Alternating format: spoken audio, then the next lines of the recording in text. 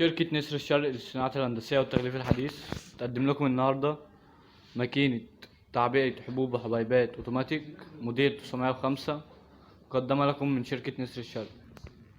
الماكينة بتلحم لحام ثلاثي ورباعي، بتشتغل على كهربة البيت العادية 220 فولت اهو. ده لحام ثلاثي،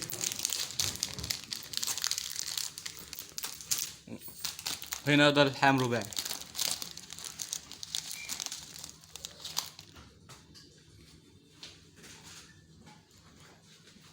ده هنا القادوس اللي بحط فيه المنتج بتاعي، وهنا دي الصينية.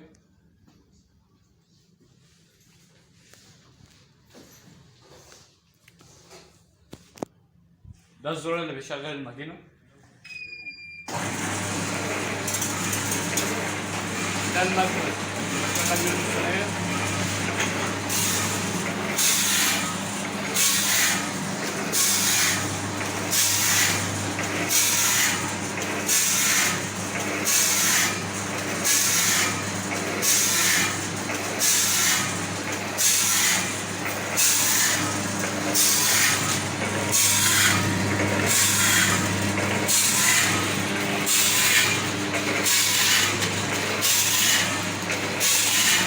زي ما انتم شايفين لحام ثلاثي.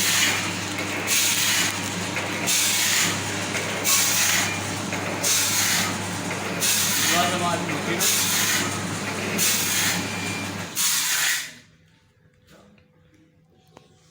الماكينة موديل 905 مقدمة لكم من شركة نسر الشرق للصناعات الهندسية والتغليف الحديث.